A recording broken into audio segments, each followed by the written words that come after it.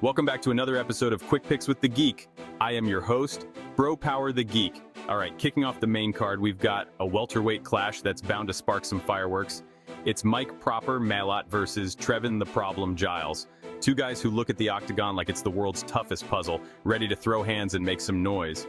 With Malott coming in off a questionable last performance, and Giles looking to redeem himself after a mixed bag of recent fights, we're in for a wild one. Let's break it down. Mike Proper Malott. Starting with the minus 265 favorite, Mike Malott, rocking a record of 10-2.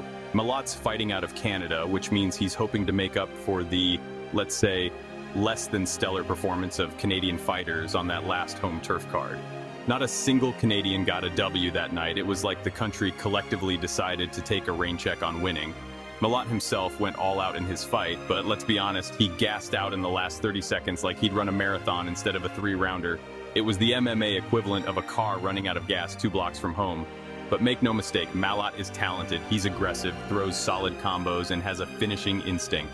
With 10 finishes in his 10 wins, he's not out here to play games. He's here to make you regret making the walk to the cage. When he's in the zone, his striking can look crisp, and he's willing to mix it up on the ground. The issue is the gas tank, and that's a pretty important component when you're trying to punch people for a living.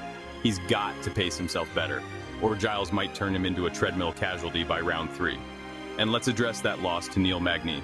Sure, Magny's a veteran, but these days, getting beaten by Magny doesn't exactly scream future champ. Still, Malott has shown enough potential to earn his spot on this main card, and if he can keep his energy in check, he's a dangerous opponent for anyone at welterweight. I've got faith in him here, but there's that lingering Canada card curse in the air.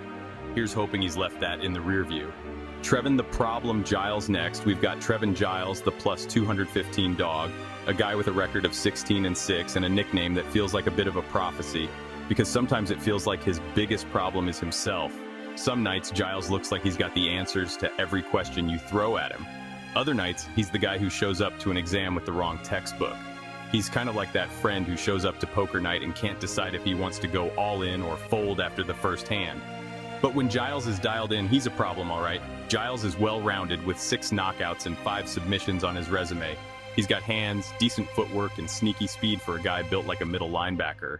And he knows how to slow a fight down and make things frustrating for his opponent, especially if they're looking to go guns blazing like Malott. He's also had his cardio moments, but unlike Malott, his energy tends to hold up just enough to keep things interesting. The only issue? Consistency. You don't know if you're getting the Giles who shut down Roman Dolidze or the one who got tapped by Gerald Meerschaert. If Giles shows up ready to make it a grindy, clinch-heavy affair, he might just be able to pull the rug out from under Malott. But if he tries to go strike for strike early, he might find himself in more trouble than he bargained for. It's a delicate balancing act, and Giles has been known to tip the scales one way or the other.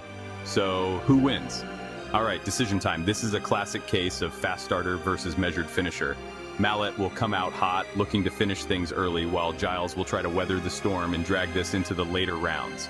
If Malott's cardio holds up, his aggression and crisp striking could be too much for Giles to handle. But if Giles stays patient and drags Malott into deep waters, we might see Malott struggling to keep up. Official pick, Mike Malott. Even with the cardio issues, I think Malott's power and pace will carry him through the early rounds. And Mike has already beaten Trevin in a grappling match. Giles has the tools to make this fight ugly. But unless he can keep Malott off him until the third, it's going to be a rough night. If you enjoyed this, go ahead and smash that like button. If you haven't subscribed yet, what are you waiting for? Hit that subscribe button and turn on notifications so you don't miss a beat when the next video drops. And don't be shy, leave a comment below and let me know who you got winning this fight. Let's see who really has the crystal ball around here. Until next time.